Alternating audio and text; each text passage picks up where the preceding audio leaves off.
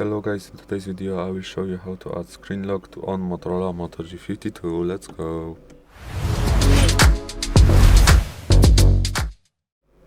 Okay guys, so all we need to do is we go to settings, then we scroll down here to security and privacy, then we scroll down to device lock, we click it, then screen lock here, and then we click, for example, pattern, pin, password. I'm gonna choose pin and to write 1 2 3 4, next, 1 2 3 4, next.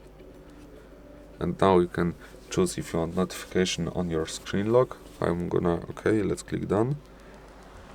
I'm gonna show you if it works. As you can see, screen lock works. Okay guys, that's how you do it. Thank you guys for watching. Have a good day and goodbye.